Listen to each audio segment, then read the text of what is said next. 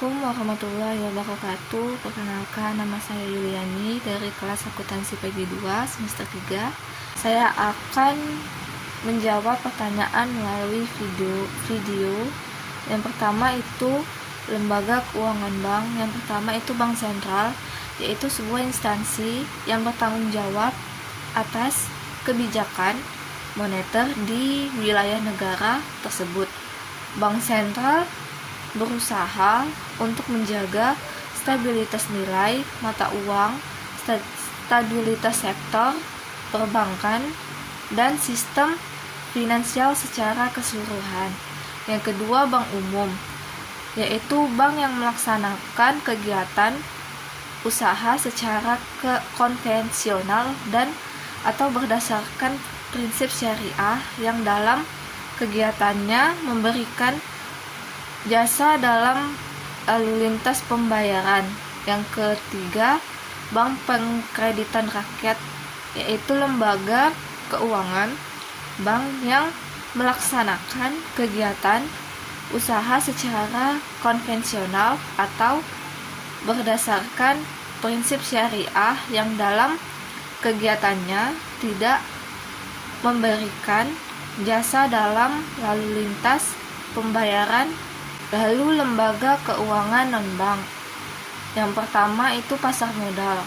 Pasar modal merupakan kegiatan yang berhubungan dengan penawaran umum dan perdagangan efek perusahaan publik yang berkaitan dengan efek yang diterbitkannya, serta lembaga dan profesi yang berkaitan dengan efek.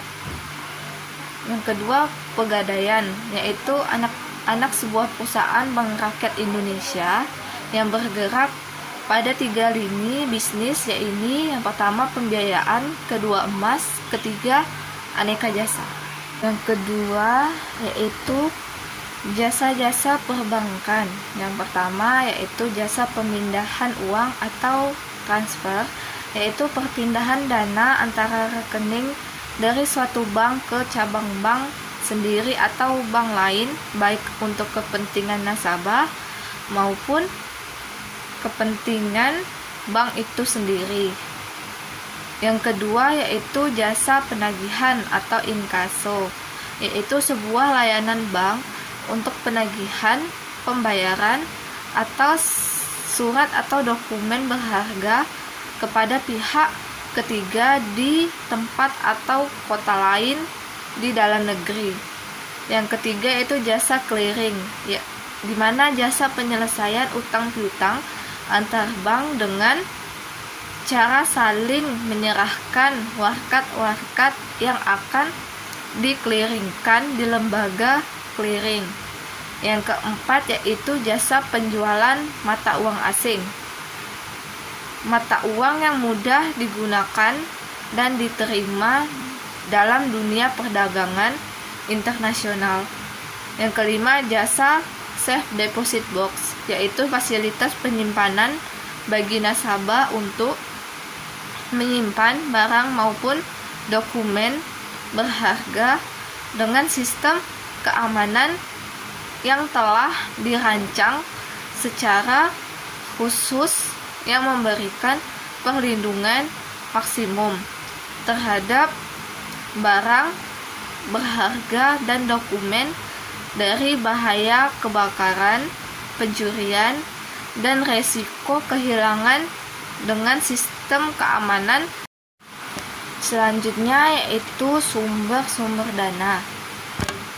Itu ada 3. Yang pertama, dana yang bersumber dari bank itu sendiri atau modal setoran dari para pemegang saham.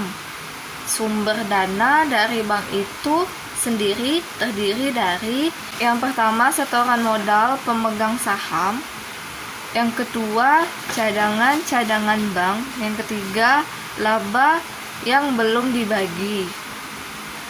Selanjutnya yang kedua yaitu dana yang berasal dari masyarakat luas. Yang pertama simpanan giro, yang kedua simpanan tabungan, yang ketiga simpanan deposito.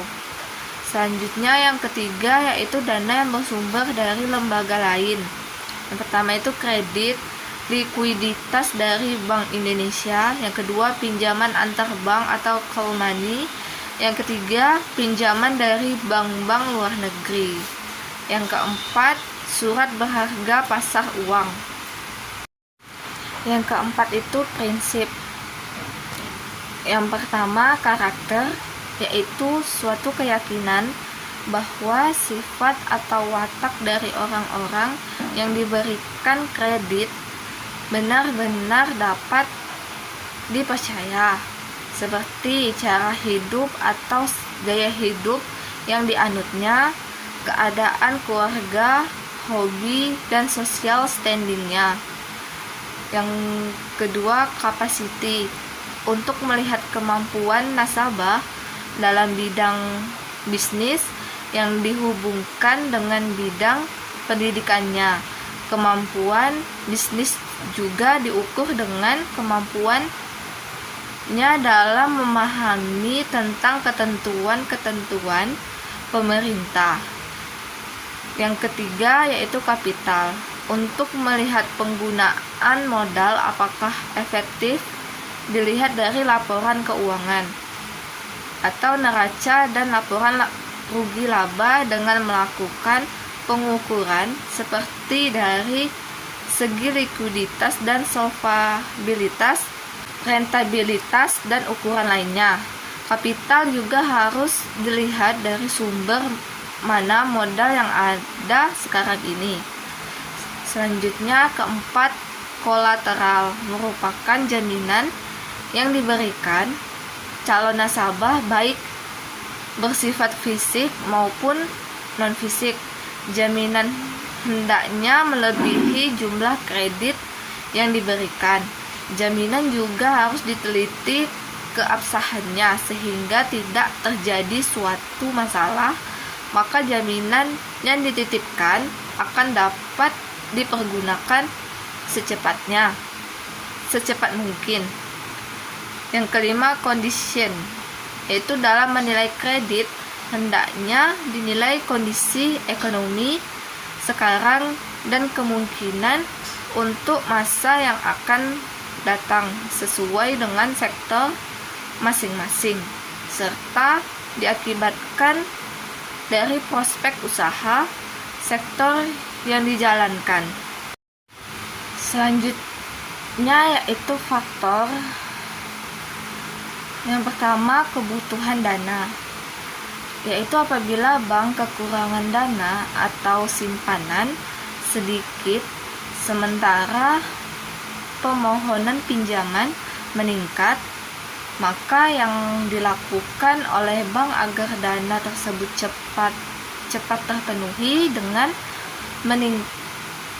meningkatkan suku bunga simpanan, akan menarik nasabah untuk menyimpan uang di bank. Demikian kebutuhan dana dapat dipenuhi. Yang kedua, persaingan. Dalam memperebutkan dana simpanan, maka di samping faktor promosi, yang paling utama pihak perbankan harus memperhatikan pesaing, dalam arti jika untuk bunga rata-rata 16% per tahunnya. Yang ketiga yaitu kebijakan pemerintah. Dalam kondisi tertentu, pemerintah dapat menentukan batas maksimal atau minimal suku bunga, baik bunga simpanan maupun bunga pinjaman. Yang keempat itu laba yang diinginkan, merupakan besarnya keuntungan yang diinginkan oleh bank. Jika diinginkan besar, maka bunga pinjaman ikut besar, dan demikian pula sebaliknya. Selanjutnya, jangka waktu, yaitu semakin panjang jangka waktu pinjaman, maka akan semakin tinggi bunganya. Hal ini disebabkan besarnya kemungkinan risiko di masa mendatang. Yang keenam, kualitas jaminan. Semakin liquid jaminan yang diberikan, maka semakin rendah bunga kredit yang dibebankan. Dengan jaminan sertifikat tanah, alasan utama perbedaan ini adalah dalam hal pencairan jaminan. Apabila kredit yang diberikan bermasalah. Yang ketujuh, reputasi perusahaan. Bonafiditas suatu perusahaan yang akan memperoleh kredit juga sangat menentukan tingkat suku bunga yang akan dibebankan nantinya, karena biasanya perusahaan yang bonafid kemungkinan resiko kredit macet di masa mendatang relatif kecil dan sebaliknya.